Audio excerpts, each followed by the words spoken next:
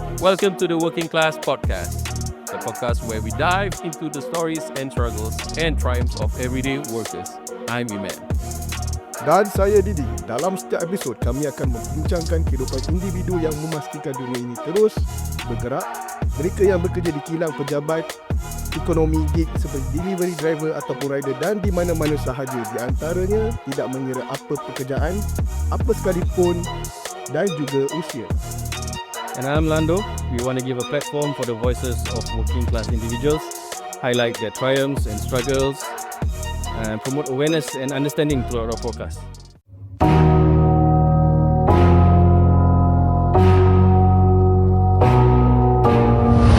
Hey yo, what's up? You gotta listen to this. Yo. Okay, mari dengar sini. From the busy city, kita lepak tepi. No tense, no stress, make sense, not messy. Let's stay blessed, gotta let them handle the rest. Siang malam kita bekerja, tak lupa yang di rumah juga. Hasil demi hasil, gaji masuk bayar bil. So chill, that's the deal. Pengorbanan itu real. Yang baik kita ambil, yang keroh kita spill. Tolak tepi profesi, satu meja kita berkongsi. Ada turun naik, memang wujud sudah pasti.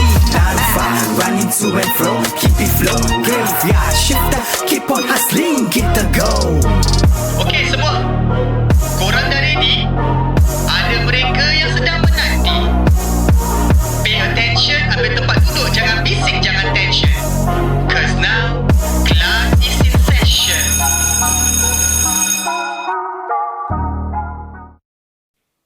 Welcome everyone to our first ever inaugural podcast. Ni kita pay first ever podcast yang kita bikin so far.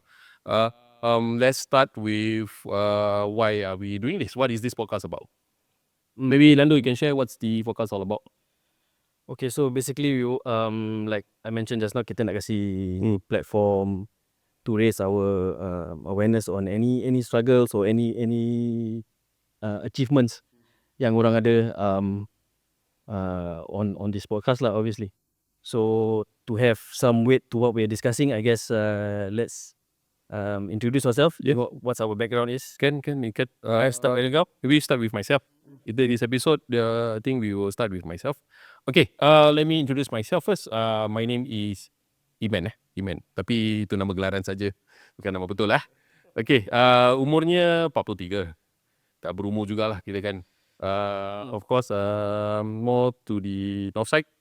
Let's talk about the career background that I have.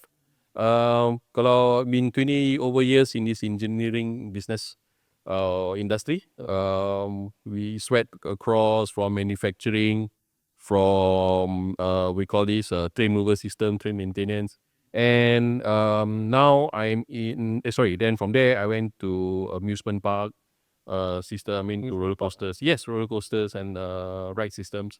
Then from there I think life kau makin berumur, then priorities change. Then after that, I decided that I think I need something more to settle down. I need something maybe for me to have more time. So-called more time. So what I did was I changed an industry to data center facilities management. Okay. So that's a jump, It's a big jump. Jump. It's something different. Okay. It is something which to say do not have 100% experience or background. It's more of this company which I used to work.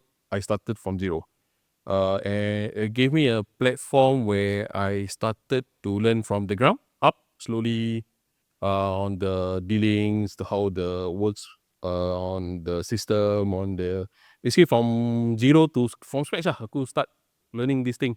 Then from there, after gaining few experience, then I decided I think I needed to change our environment. Not say I need to get a better prospect lah, so-called.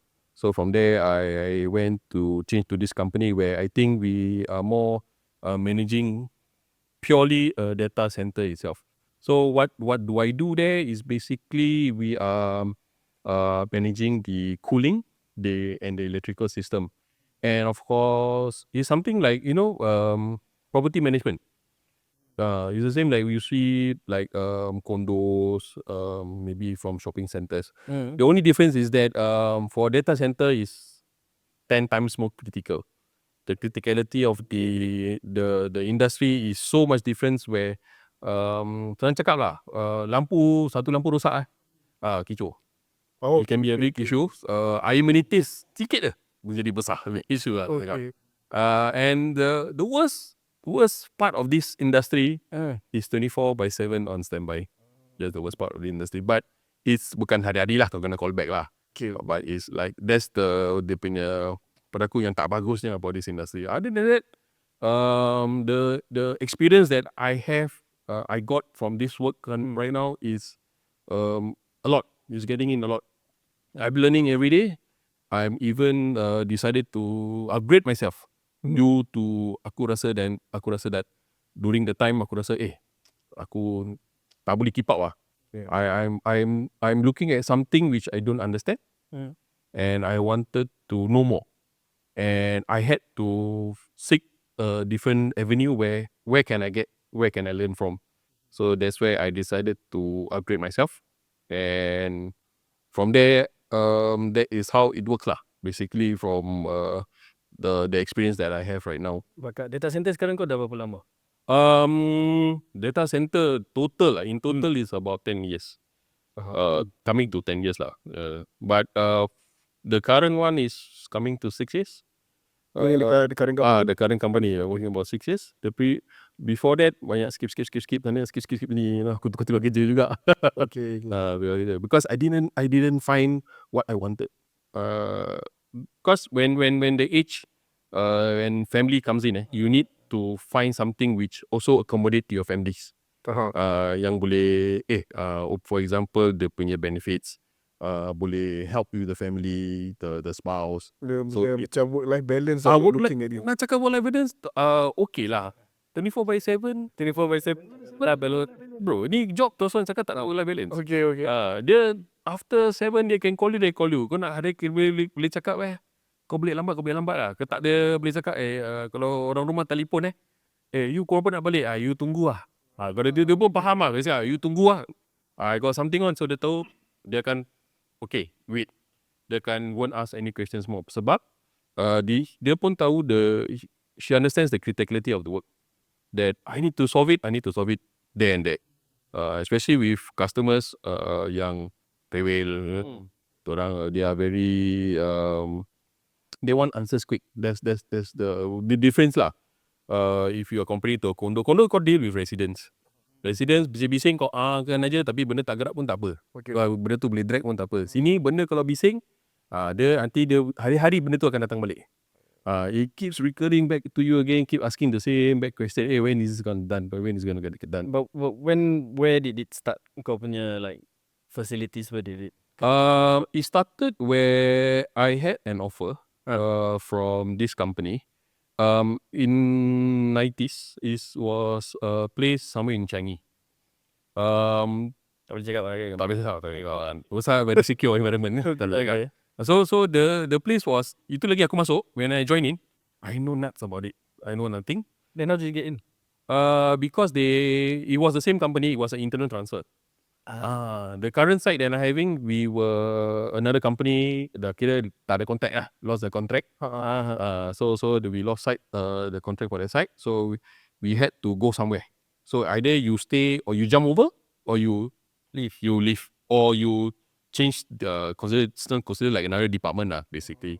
But it's still the same company, so I decided why not just go ahead, just give it a try. I didn't know. I know someone there, just one person there. But when I went there, dia pula lain building. Dia tak sama dengan tempat dengan aku. Okay. So during that time, data center wasn't really macam right now, where the advancement of the cooling system is very, very different. This was when early 2000? 2000 plus lah. Aku tahun kena tengok resume balik lah, baru aku boleh ingat. Baru tak boleh ingat, kena tengok resume balik lah. But during that time lah, I think masih okay, to give you a rough idea of the timeline zaman iTunes lah. iTunes baru tengah naik lah.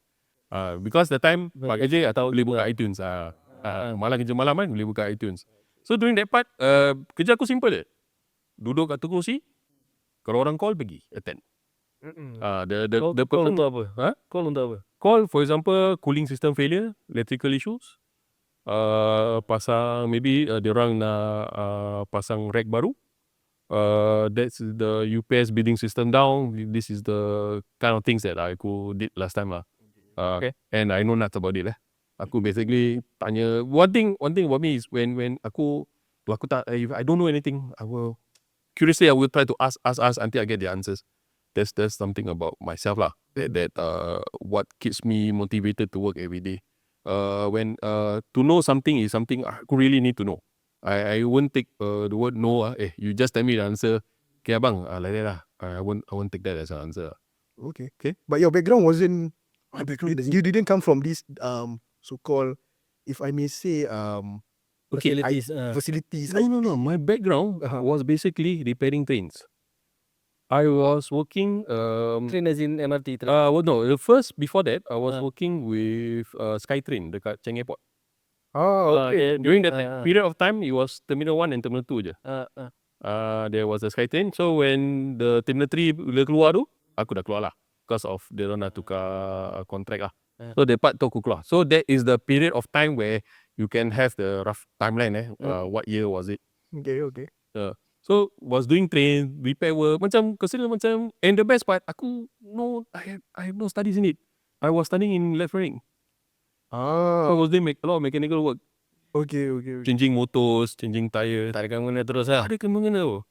Tak ada kena-mengena. It's totally two different industry. Okay, but I'm curious about the theme park lah.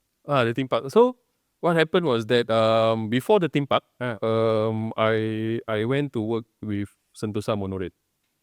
Oh, okay. I was with Sentosa Monorail. Train juga lah. Yeah. And Wait, the monorail as in the new one ke lama punya? the new one. New one. Itu kena slap e-bag tapi dia kalau hujan kena tutup. Itu tak masak. It was the new monorail lah. Because my company had a contract for maintaining the system, the monorail system. So we were paid by Sentosa Corp to manage the system lah. Okay. So it was frustrating lah. Maybe that one we keep to another episode why it was supposed to think working there. Yeah.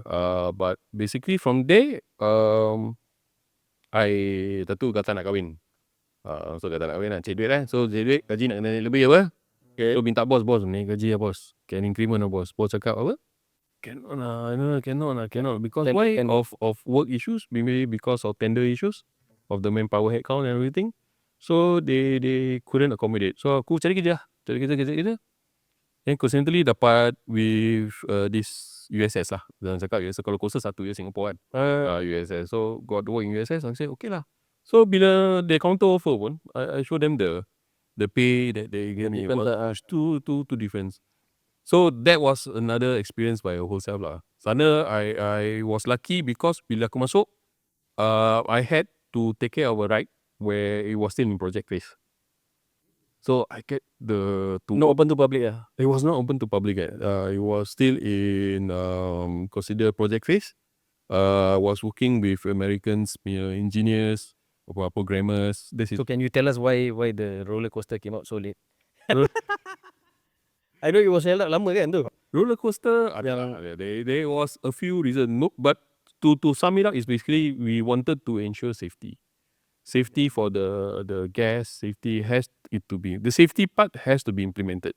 Kita mati tak apa, biar game dia mati. Dia punya motor lah. Dia punya motor lah. Okay. So kau mana test ke pun? Kau naik to ride test ke? Yeah, we do actually. Just to share, every day, once you finish whatever you're doing, you have to take it at least 3 times. Oh, best pun. Best, you try every night. You Is try it like every day? every day. Setiap hari? Setiap hari. Before you open up. before you release it, Open to public. we will share. We will release to the park ops. Okay. So the ops site will take over and they will test it again. Then they will release it from there. Okay. That one bagus. That one lain orang Dutch. There was a Dutch what they call the builders lah. The mana dia orang dia. Orang besar-besar semua badan gajah. So the scary part with that is that you cannot do mistake. Why cannot do mistake? Any mistake, people's lives is at risk. Okay, so talking about a missing screw, as simple as a missing screw, simple as you are forgetting to remove something you're supposed to remove. Yeah, it goes on. That is the risky part of the work lah. So nak kena test tu, habis kalau orang yang takut macam mana? Like phobia gila lah. Phobia. Like you Terus terang cakap, I had a new guy. I had a new guy who came in. Kau tu kena naik tangga kan? Kita ada step yang tinggi tu. Dia actually dia naik terpegang tepi lah. Besok kena buang. Macam mana dia? Pasal during the interview, they did ask you this question: Are you afraid of heights? Are you willing to work with heights? That is the thing. The requirement lah. declare lah. Yeah. So this one false declaration lah. It's normal. Some people normal. Just to get the job. Just to get the job kan. Can. Everything can. Bila kena panjat dia, cannot. I scared of height. Gila minggu rabak lah. Rabak. Orang cakap dia nak turun tu makan lagi setengah jam lah. Naik lagi 1 jam, turun lagi setengah jam lah. Sekarang naik tangga je. Tapi pasal tak ada apa-apa lah. For me, I love working with heights lah. So there wasn't an issue with me last time. Tu yang the fun part of the work. Yes. Interesting lah kan. Macam for me is like, because untuk aku lah, sebab aku memang takut heights. Okay. Although I am a certified height manager lah. Okay, so But I'm afraid of heights lah. kau tak ada yang begitu baring bawah Oh tak boleh. Banyak lah. Tapi naik tak sampai setengah jam okey lah kira. Time test lain kejap je. Dia lah kau tergantung tu kan. Kau tergantung kat atas. So it's like macam every day you have to test like macam 3 kali tu macam Rabak juga I told my colleagues when I was lead previously there, when I took over this ride as a lead, I told when the ride kira hura-hara lah. It was failing most of the time. Then when I came in, I wanted to understand the mindset of the team first. So when I got to know dorang punya bocap, kau seram macam really bocap attitude it's very scary. So to counter this, I told him a very simple story. I was asking him, okay, are you married? I said no. But you have like niece and nieces and nephews. You have So do you we get tickets. We get half price tickets. So we give to our families most of the time. Hey, you want to come? My family was happy like every year, without fail lah. So like we giving tickets to them. And they say, if your family were to take a ride one day, and the night before you were the one doing it, and you miss something, so what is the how would you feel if something goes wrong? And that changed him a bit lah. When I was there lah. sort of macam wake up call lah. It's a wake up call for him lah. Because he dah berumur. Then, people when age factors, people sometimes they just go to the motion. The feeling of unappreciated is there. Really unappreciated. But I told him, I said I appreciate every team members that I have. Just that I want do not do for me. I say do for people. Because at the end of the day, you and I, we still get the pay. But it's the worry part. The next morning, we are going to sleep. No, because we work on a permanent night. Okay. So we go to bed, and the rest, and something were to happen. When you wake up and you hear from the news, something happens, it's very, very scary. So when I interview for data centers, one of the questions that came and they asked me, so why do you want to come to this industry? I say this industry is the same. Only difference is that if I fail in my current industry, people would die. In this industry, in data center, if I were to fail, people don't die, but I lose billions of dollars. Yes. That's the difference. And they were like, oh, okay. This is where they understand the criticality of the environment. So they understand that, I understand that some works that even as simple as it may looks, it has an impact to certain events. Yeah. Ada any challenges tak bila kau switch from that kind of industry? The challenge, Other than kau like not trained, no experience, this kind of thing lah. the challenges was first because I was working with a new team. Okay. That's the first challenges. And the new team I have to share or to make them work together. That's the most difficult part of a team is working together. It's not of self-prioritization. I'm the only one here. I'm the lao chao here. You have these people in your workplace. Lao chao relation to me. For me, You will. you lah, yes, you teach me, not I listen to you. You teach, I listen. If you gonna talk, if you are going to do different way, then maybe we can work something out together. How to resolve unresolved issues that you have with the company, maybe. But I come here to work, you come here to work. So let's work together. That's the main part. That's number one. The second part was the stigma. The stigma was that no, the difficult part was when you go back, your wife or your spouse was to ask you, what do you do? That was an issue that I had. Okay. I couldn't say a lot of things. I couldn't say a lot of things. Because of sebab apa? Because it has a lot of what's the word that you can use? Secrecy. Not secrecy. PNC. PNC what's the PNC? Private and confidential. It's private and confidential things. That's the part where you can tell the layers, but they will get bored. They will just understand the layers. They will like, gitu je kerja you boring. But they don't understand the under the layers like iceberg. The below part, there is a lot of things behind that goes around that is hard to explain to them to make them understand.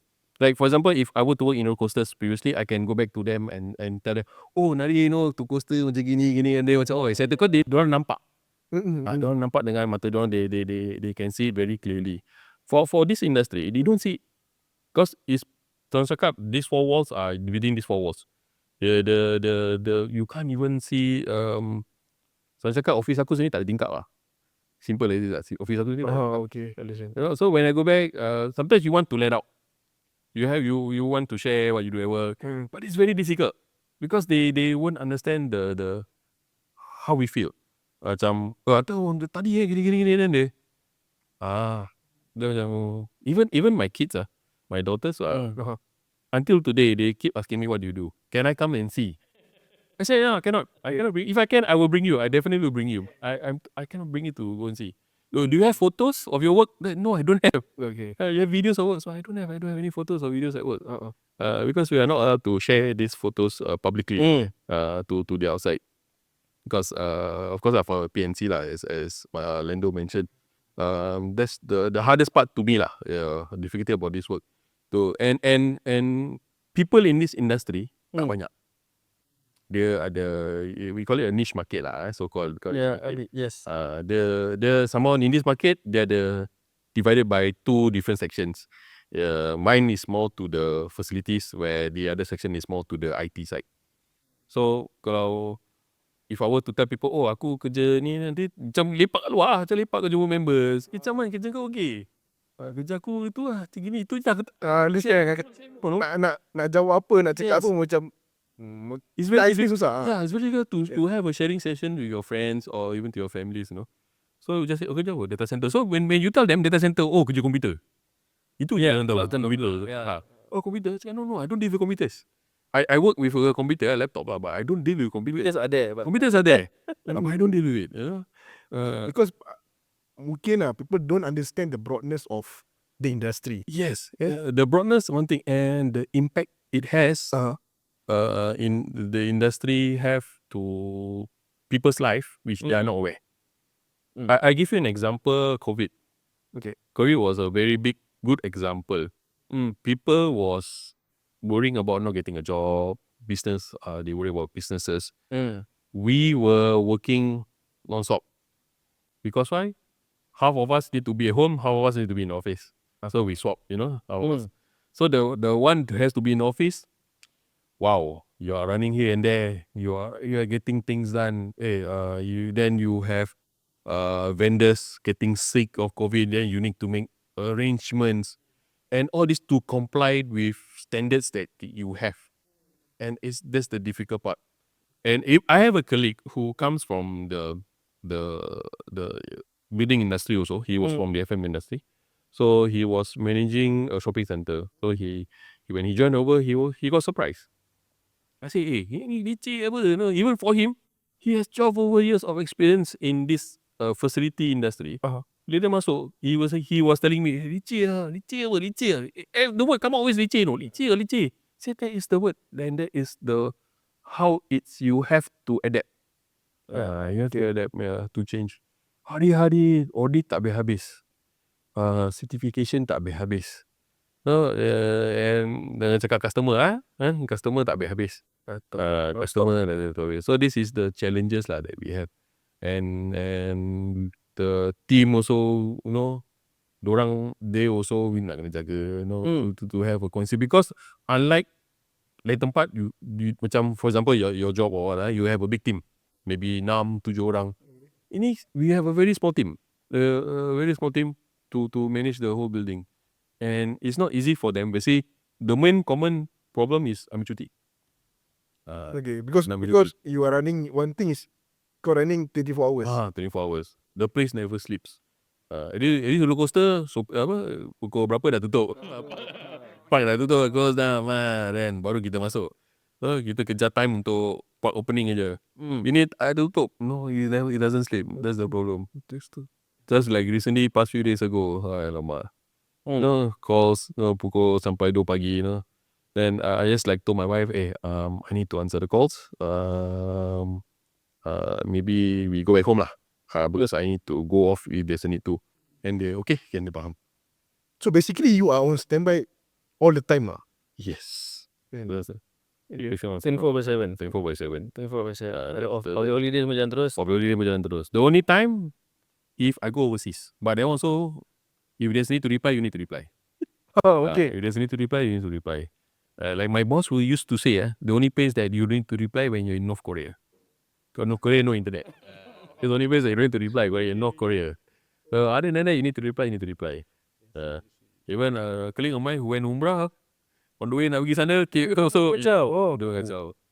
Because the only for that person, they are the access or the understanding of the works which is going. So before the left, can you share with me, But we need to go sometime. Dia kadang okay, aku nak, I need this, okay. Then kadang you need question apa, ni sana aku tak tahu, mungkin nak kena tanya.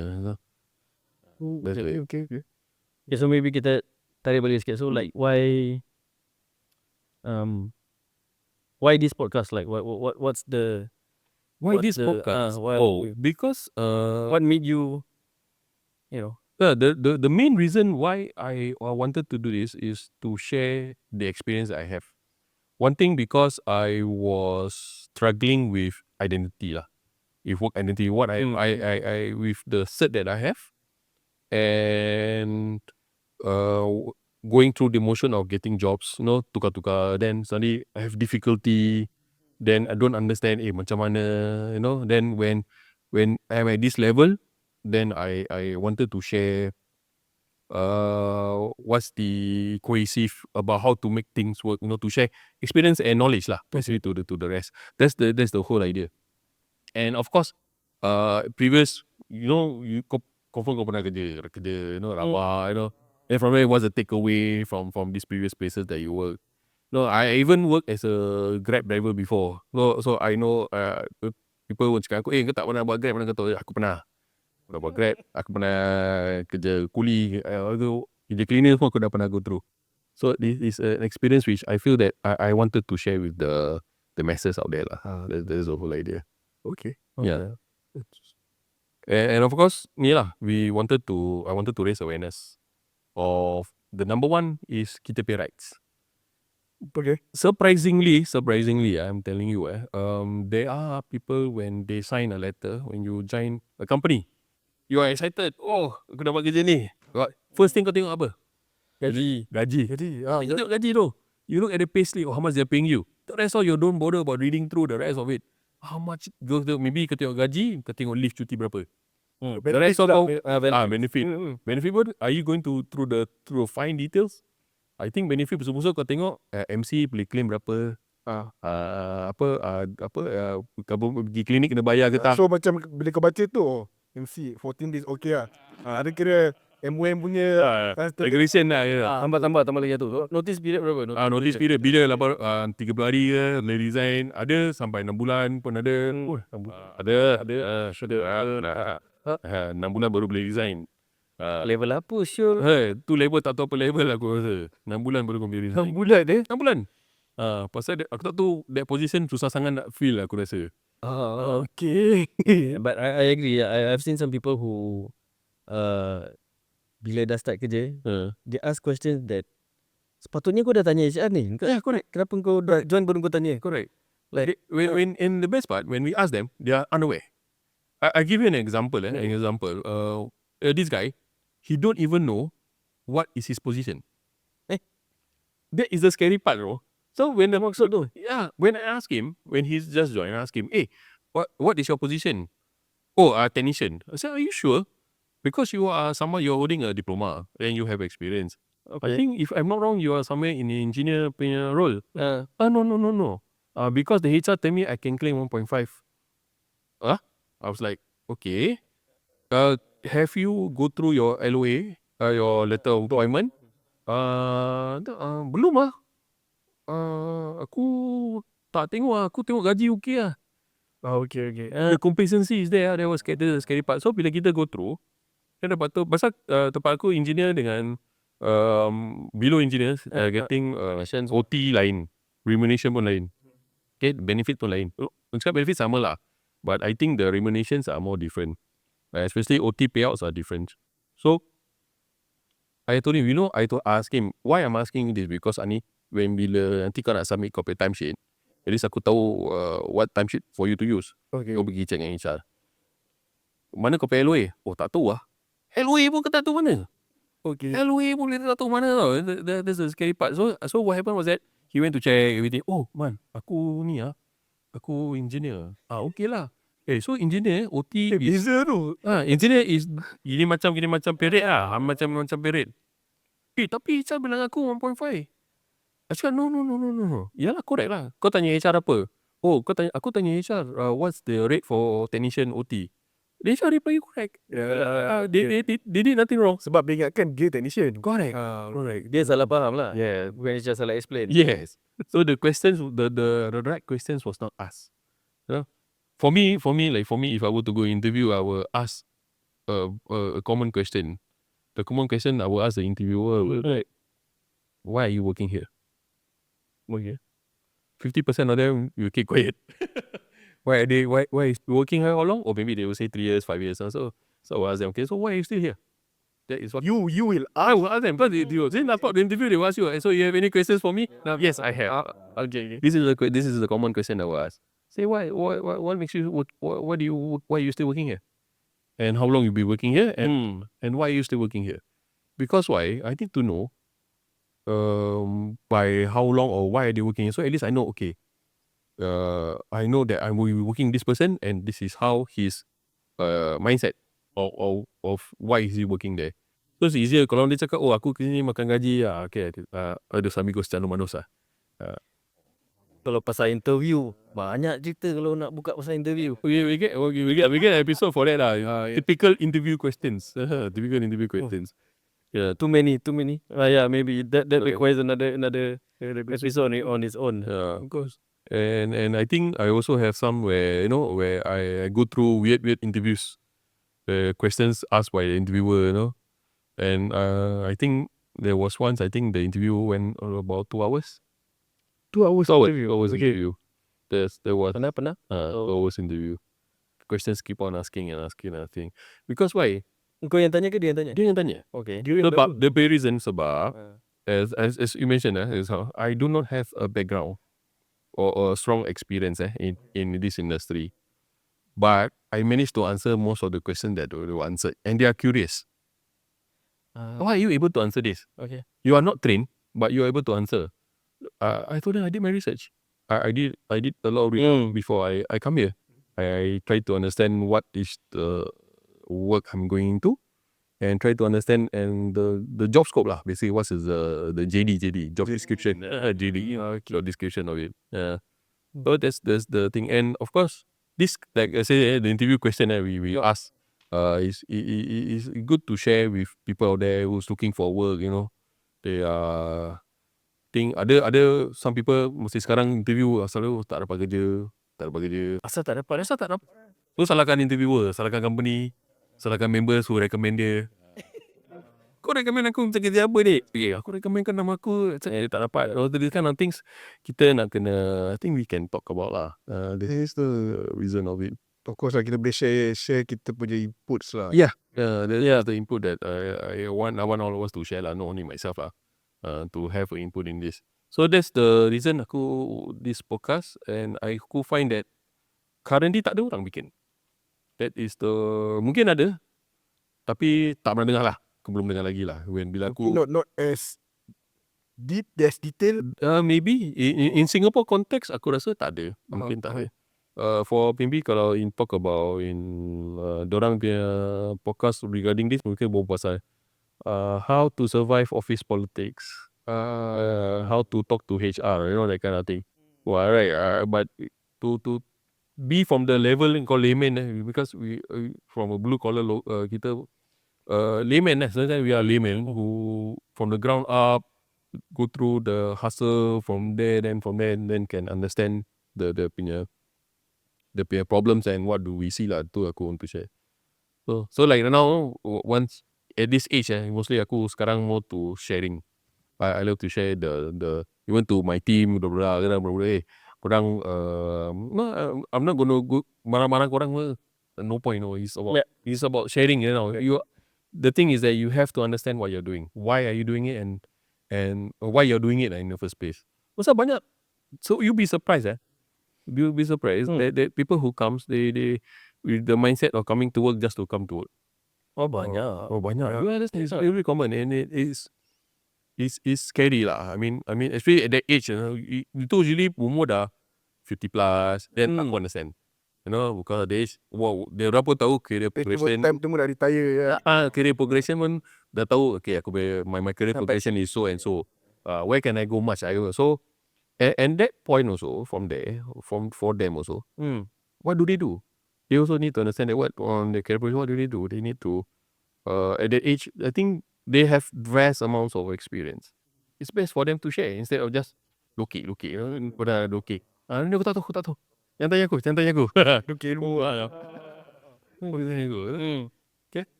Okay, we'd like to say thank you to our sponsors. Of course, the Need Dot Keep It Clean, car, motor, bicycles, and car, motor, bicycle spa specialist, interior and exterior auto detailing. Pamper your vehicles with their exceptional grooming detailing services. They are located at S9 Building 55, Serangoon North Avenue 4, 04-06. You can find them on Instagram. Just type in neat.keepitclean. You can find them on Instagram. You can DM them. You can come down even to their. But do make appointments. Yeah, I do advise. Last time I came down without an appointment, I kena tunggu lama pasal banyak berderet lah, tu nak cakap.